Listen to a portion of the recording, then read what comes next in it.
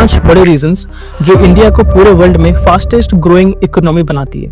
पहला है young population. India की सबसे बड़ी स्ट्रेंथ है यंग पॉपुलेशन। आज इंडिया की लगभग 65% पॉपुलेशन 35 साल से कम एज की है। इसका मतलब है कि इंडिया के पास दुनिया की सबसे बड़ी वर्किंग फोर्स है।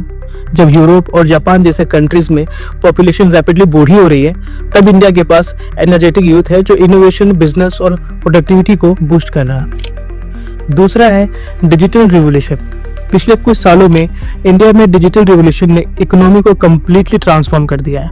आज UPI payments, digital banking, online businesses India को वर्ल्ड के लार्जेस्ट डिजिटल पेमेंट इकोसिस्टम बना चुका है। इससे स्मॉल बिजनेसेस भी डिजिटल इकोनॉमी का पार्ट बन रहे हैं। ट्रांजैक्शन बहुत फास्ट और ट्रांसपेरेंट हो गए। तीसरा है मैसिव इंफ्रास्ट्रक्चर डेवलपमेंट। भारत सरकार ने रिसेंट ईयर्स में इंफ्रास्ट्रक्चर पर ह्यूज इन्वेस्टमेंट किया है, जैसे new expressways, modern railways, new airports और पोर्ट्स।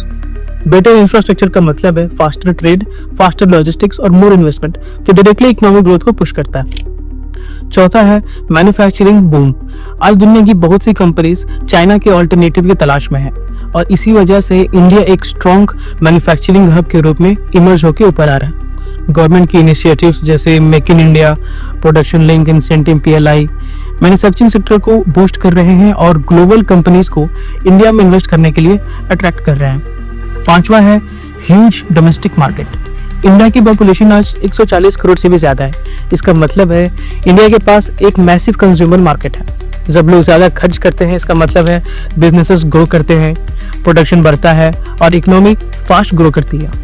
ये सब रीजंस मिलकर इंडिया को दुनिया की फास्टेस्ट ग्रोइंग इकोनॉमी बना रहे हैं। लेकिन सबसे बड़ा सवाल ये है, क्या इंडिया फ्यूचर में दुनिया की टॉप 3 इकोनॉमी में शामिल हो पाएगा? आप क्या सोचते हो? कमेंट में जरूर बताना और फॉलो कर लेना बैंकर भैया हो।